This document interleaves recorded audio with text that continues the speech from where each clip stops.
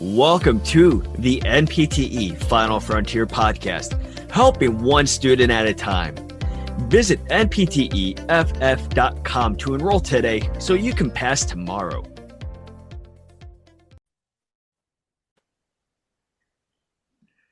Thank you for joining us here on the NPTE Final Frontier podcast. My name is David. And my name is Emily. Today, we will be interviewing Joseph Reinke from FitBux. Now, Joseph is the chartered financial analyst behind FitBux. He has experience in handling student loans, mortgages, wealth management, and investment banking. FitBux has helped over 50,000 DPTs over the past 9 years. FitBux has also managed over $2.7 billion in assets and debts. Now, while Joseph may not be a physical therapist himself, his wonderful wife is a physical therapist, so he is involved within this field. Now, Joseph, thank you so much for being on the podcast today. Yeah, thanks for having me. I'm excited to be on and help everybody and keep diving into finances. So thanks for having me. Which is definitely needed. Oh yeah, definitely. So what led to you creating FitBux? What led to the creation of it? I actually stumbled upon it. My whole journey into wealth management in general, I never wanted to be in wealth management. I learned money when I was younger because I wanted to do what I wanted to do in life, which was playing sports, but be able to know enough about money where I could just invest and do stuff. So I started investing when I was about 12 years old. And what ended up happening was after I got done playing sports in college, couldn't play anymore, went to go work in professional sports, and I was like, screw this, I'm going to like Wall Street just to make a ton of money. I couldn't get the jobs on Wall Street because I had turned down all my internships while I was in school because I was playing sports.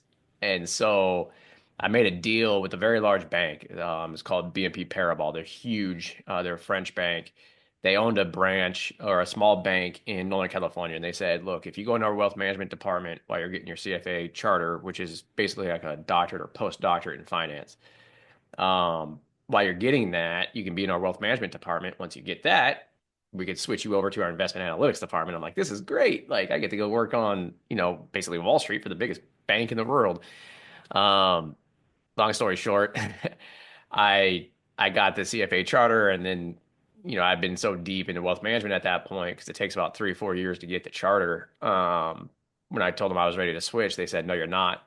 Like you're doing too well in wealth management, right? So I quit, went in investment banking and all that type of stuff. But in wealth management, I started back in like 2008, 2009, right when the mortgage crisis was hitting. And I'll never forget like those first few weeks, I was having 50, 55, 60-year-olds coming into me that had financial plans, that had planners for 20 years that were paying them 3, 4, 5 grand a year.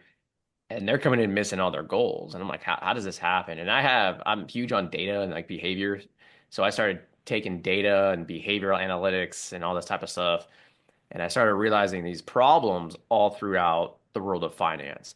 And there's a consumer problem where like you're trying to put all these things together in an efficient way and piece it all together. Financial planners can't really do that just because of the way the industry is set up is geared more towards like just asset management and insurance types of things for older people. So where do younger people go? What about student loan debt? What about mortgage debt? What about credit cards? What about all these other things like family planning, fertility treatments? Like all these things that affect us, no one's there for it. And then on the business side, it's like, well, how do you connect all these tools that can actually help people? Like, there's no way to connect them all. And that's, I just started creating a bunch of algorithms and trying to piece it all together and finally pieced it all together and said, hey, let's go roll this thing out with a technology and a service. So, that's how I kind of stumbled upon it in the wealth management. Glad I did because I get to help people that actually need it. Whereas when you're in like investment banking and that side of the world, it's like, great, I just made a bunch of money for somebody that already has a bunch of money. This isn't really Yeah. helping. So, um, that's the short-winded story of how I got here. I could provide way more details and go on for like 20 minutes if you guys want me to, but So to kind that's of how we go got off, here. you mentioned helping people. So specifically, how did you see that connection of FitBux and physical therapy, especially within, PTs and PTAs? Yeah. I always had this desire to create something like that helps people. I just, engineering, whatever it is, like something, a tool that helps people. And kind of my mindset around it was always like money, there's nothing I can create with money that would actually help people. But I'm not an engineer. I'm not a tech person. I'm not a coder. I'm not a doctor. I'm not anything. So for a long time, I was like, what am I supposed to do? And I started creating these algorithms and to go back to that story, I originally started creating that stuff for myself, just so I could be more efficient and not end up like everybody else where they're 60 years old with no money. And then I started using it with my friends and my relatives, and it's like this works. And my wife was like, "You should start a company around this. You should build this. You should build this." And I was like, "Well, I just don't see it really helping mass amount of people." And she was actually doing her fellowship, so up in Northern California, and we were at a retirement party for one of the people that had been there that had ran that program for like 20, 30 years. And she was actually not a PT. She just helped run the program. And I'm like, holy cow, here's someone that, through her work has affected like 300 PTs, brought them to the top of the game, and then they turn around and treat like literally thousands of patients, but then they also teach the next generation as well. So she's had an indirect impact with all these things. So if I take this technology and all it does is reduce the amount of stress that people have around money so they know that they're getting an actual plan that can work. Instead of just feeling right, you can reduce stress and you can reduce anxiety. And so, like in healthcare, you end up having better patient outcomes because you're focused on that instead of stressed out about money. You have better family relationships. You have all these things line up afterwards. And so that's where it really kicked off was like, okay, I could actually use this to help people, in an indirect way, even though it just might be about money, their profession might be helping other people in other ways. So that's why I was like, yeah, let's go start doing it. No, that's a great way. I never thought about how you're not only impacting, me as the consumer if I needed help with my loans and management, but you're also helping my patients because if I'm able to go to work with, a more positive outlook, less stress, just be there present and not worried about all of those financials, you're right. I am providing better care. So you're able to kind of FitBucks is providing care to more than just, us as the physical therapists utilizing your services, but our patients too. That's a great approach. Yeah, the big elephant in the room that people don't ever talk about is when you look at industry burnout, not just PTs, but all healthcare. When you look at divorce rates, when you look at suicide rates, when you look at depression, anxiety, across the board, one of the top three reasons on all that is financial. Mhm. And a lot of it is just because people don't know what to do. And when you don't know, that creates stress and anxiety. So if you can Yeah. eliminate that and say, yes, I know what I'm supposed to do, then you're better off across the board. It's like, I think you got a new slogan. It's FitBux, providing care for those who care, There you go. right? There you go. That's why I need to hire a marketing team. Providing care for those who care, you know? I think that's I great. love it. And, so what kind of what different packages and deals do you have? And how does it benefit a PT or a PTA to utilize FitBux? Um, so the packages all center around right now we offer just a monthly subscription. This is our main product is a monthly subscription.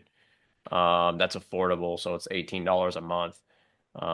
If you buy the annual one, it's cheaper, but it's meant to replace financial planners because they're not affordable for young professionals, plus their knowledge is limited. It's there to help you with products. So everything from like, should I be student loan refinancing? Like, where do I get a mortgage, like a professional mortgage loan for DPTs? Where do I go to get that? What about my investments? Like, what do I do with my 401k? What do I do with my Roth IRAs? Can you actually invest for me? The answer is yes. And then we provide ongoing, whenever you need help, it's just you can call, schedule a call, you could track everything. And it's all included underneath one package. And it's not just technology. Like we actually encourage this to especially when you first sign up. Schedule a call with us, and we'll help you set up everything, get your answers, build out the plan with you. And so that's the package that we offer to the public. For students, we do have a student version. that we're revamping right now. I'm going to be rolling out in a few weeks here. And then recently, we kind of stumbled upon this.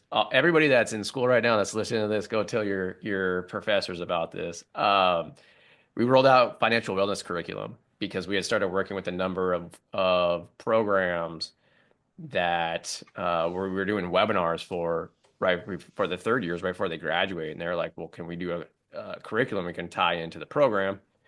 And so we said, yeah. So as of this month, we're now in, I think, 39 DPT programs with that curriculum, and it continues to grow. So if you're a student and you want that for your program, let us know.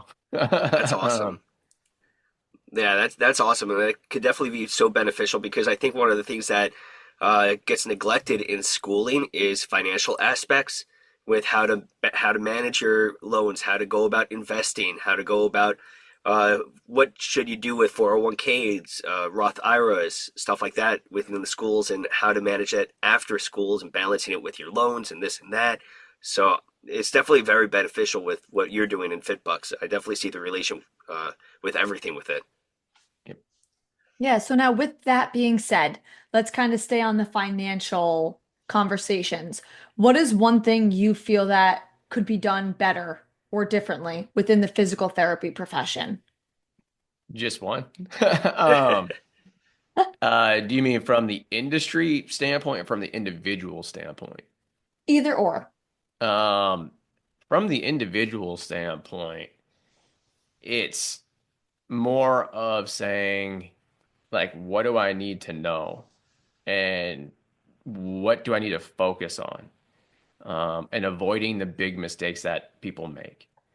And what I mean by that in terms of the big mistake is in the world of finance, it's actually the same thing with healthcare. Like you should say, hey, you should do an annual checkup. How many people actually do the annual checkup, right?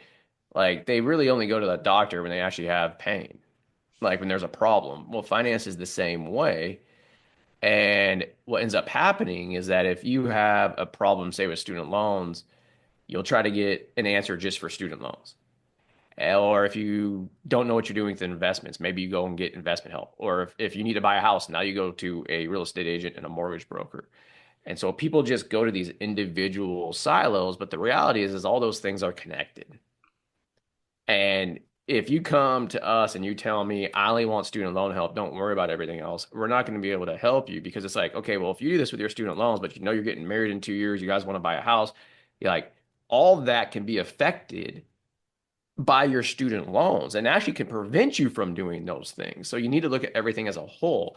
And so when people don't do that, especially I've seen a lot of PTs do that, they just look at that one individual piece. It ends up costing them literally hundreds of thousands of dollars in the long run because of the inefficiencies it creates.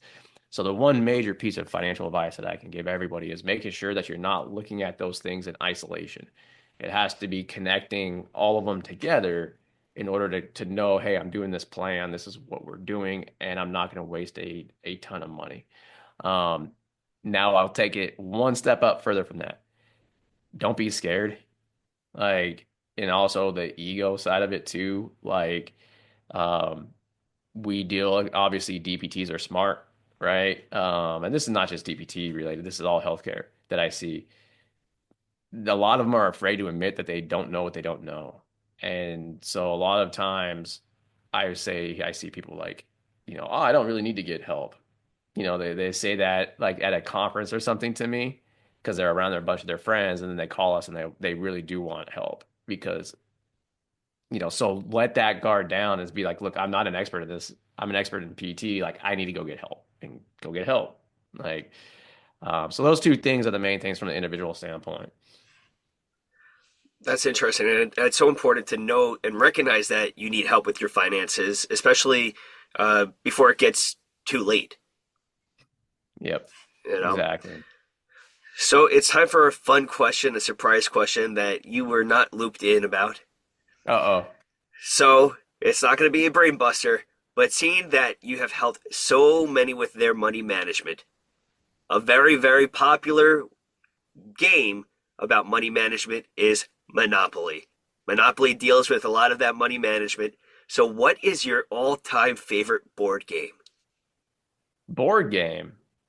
Yeah. Um, I would have to say Monopoly, actually.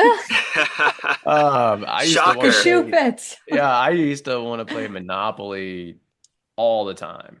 Like that was like the game that I grew up playing. Especially because my dad was into real estate. So like that's all I ever played. I'd play by myself and pretend I was four different people.